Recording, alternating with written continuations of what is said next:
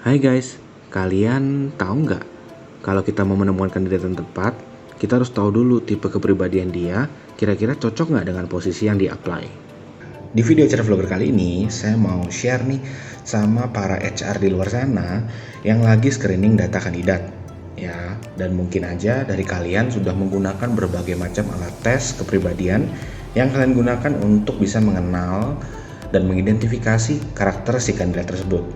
Nah, di video HR Vlogger kali ini saya mau share khususnya untuk metode analisa kepribadian yang saya pakai, yaitu DSC test. Nah, jadi bagi kalian yang sudah terbiasa menggunakan DSC test, pasti nggak asing lagi ya bahwa hasil dari DSC test tersebut akan memunculkan satu karakter utama yang paling menonjol dari si kandidat tersebut. Sehingga kita bisa melihat apakah dia ini tipe orang yang D dominan, I influence, S steady, atau C compliant. Dan selanjutnya kita bisa menyimpulkan deh, kira-kira karakter dia ini cocok di posisi apa? Apakah tepat dengan posisi yang lagi kita cari saat ini? Nah, seru nih untuk kita omongin lebih lanjut. Simak terus ya.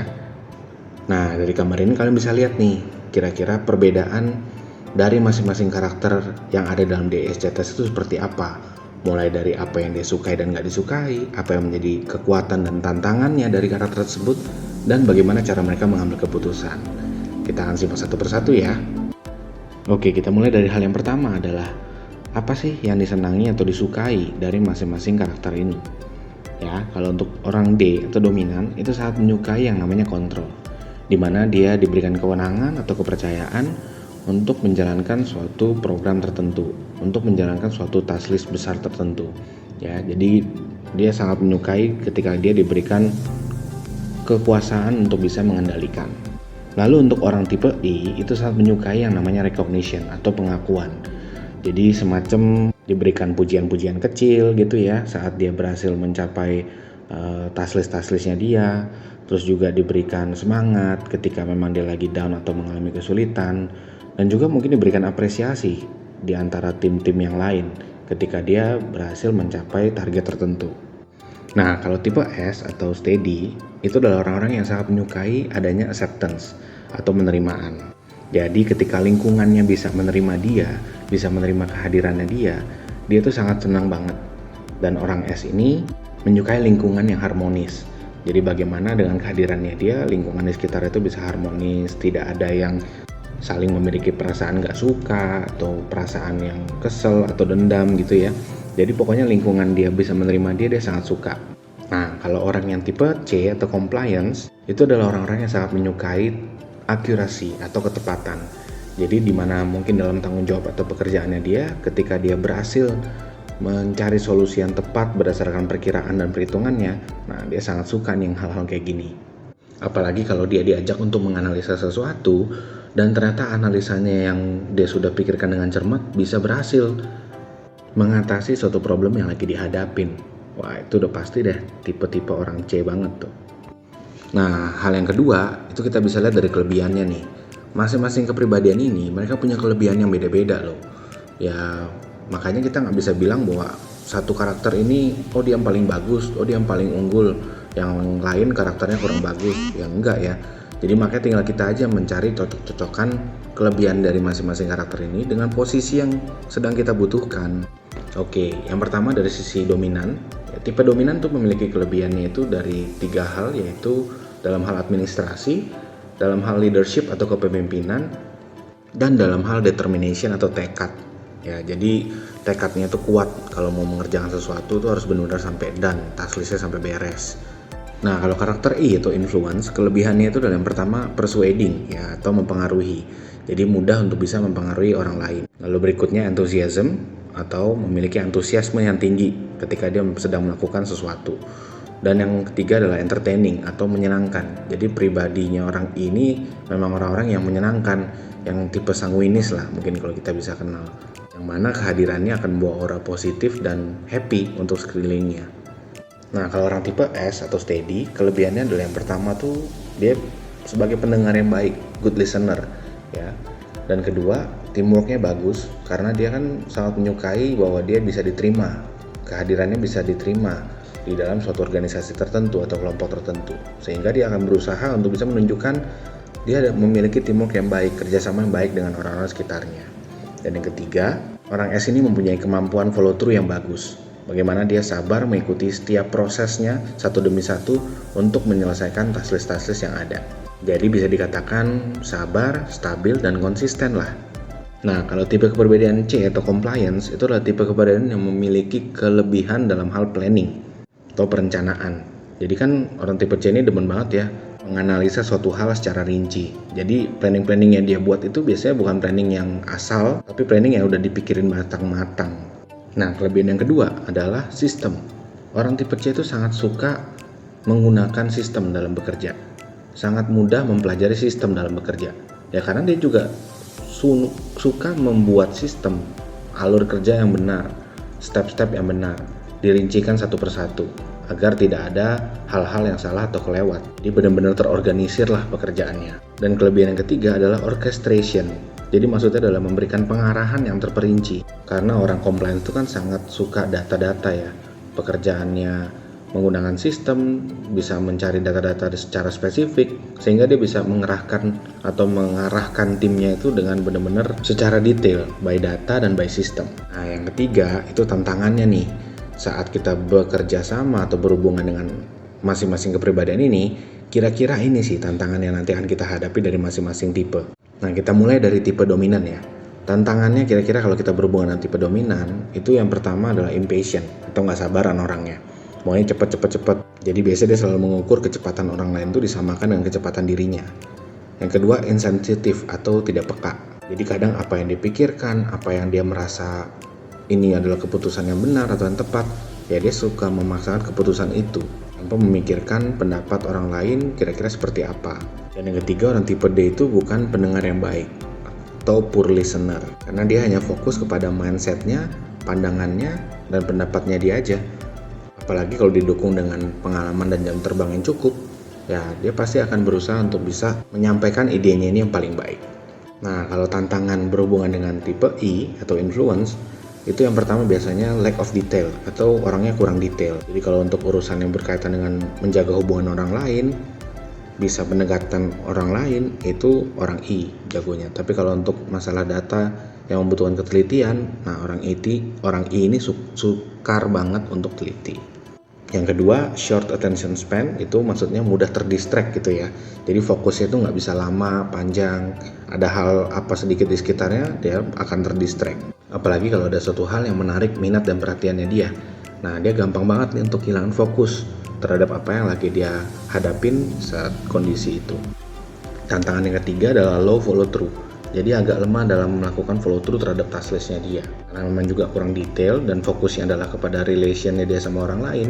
Jadi kadang kalau task list itu berhubungan dengan orang lain dan ketika di follow through ternyata hal tersebut berpotensi untuk merusak hubungannya dia dengan orang lain, nah itu udah pasti deh task list itu tidak akan terselesaikan atau hal tersebut tidak akan tersolusikan.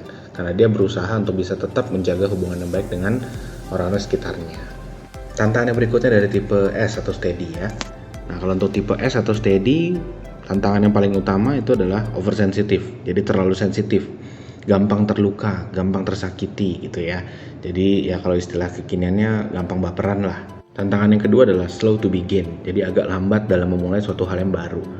Kalau dia disuruh ikutin orang lain atau mengikuti pattern yang sudah ada, orang S ini akan lebih mudah. Tapi kalau dia harus memulai sesuatu hal yang baru, nah ini yang agak sulit.